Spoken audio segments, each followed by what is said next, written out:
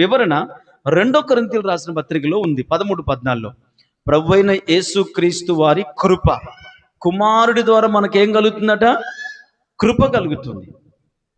దేవుని ద్వారా ఏం కలుగుతుందట? ప్రేమ కలుగుతుంది. పరిశుద్ధాత్మ ద్వారా ఏం కలుగుతుంది? సహవాసం. ఆమేన్, ఆమేన్. అమ్మ బైబిల్ తెరిచిన వాళ్ళు ఈ 3 మాటలను అండర్లైన్ చేసుకోండి.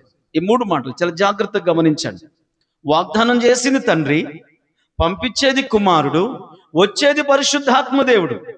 వీళ్ళు ముగ్గురు కార్యం జరుగుతున్నప్పుడు దేవుని ప్రేమ దొరుకుతుంది, కుమారుని యొక్క కృప దొరుకుతుంది, పరిశుద్ధాత్మ యొక్క సహవాసము దొరుకుతుంది.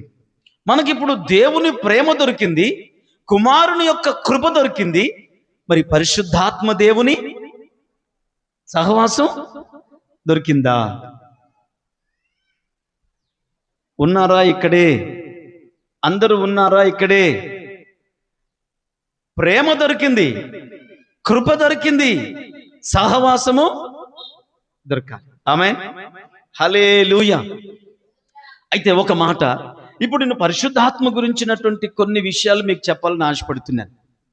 పరిశుద్ధాత్మ దేవుడు మనతో సహవాసం చేయటానికి ఇష్టపడుతున్నాడు. అందరు చెప్పండి.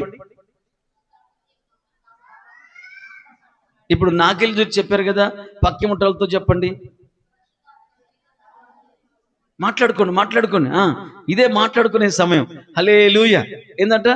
పరిశుద్ధాత్మ దేవుడు నీతో సహవాసం చేయటానికి ఇష్టపడుతున్నాడు. ఆయన నిన్ను ప్రేమిస్తున్నాడు. నీతో సహవాసం చేయాలంటే చాలా ఇష్టం. హల్లెలూయా. ఎవరట సహవాసం చేసేది? పరిశుద్ధాత్మ దేవుడు. నేను అంటున్నాను, పరిశుద్ధాత్మ దేవునికి నీతో సహవాసం చేయటం ఆయనకి ఇష్టమే. అయితే నీవు పరిశుద్ధాత్మతో సహవాసం చేయటానికి నువ్వు ఇష్టపడుతున్నావా? ఆమేన్. ఇష్టపడిన వాళ్ళందరూ గట్టిగా చప్పట్లు కొట్టండి.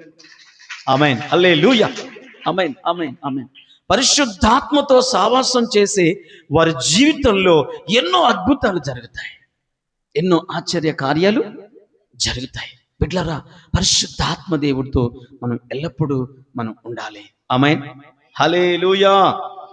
దేవుని బిడ్డలారా, నేను అంటున్నాను, ఇప్పుడు ఎప్పుడైతే పరిశుద్ధాత్మతో మనము సహవాసం చేస్తామో తండ్రికి ఎలా ప్రార్థన చేయాలో తెలుస్తుంది, కుమారునికి ఎలా ప్రార్థన చేయాలో తెలుస్తుంది.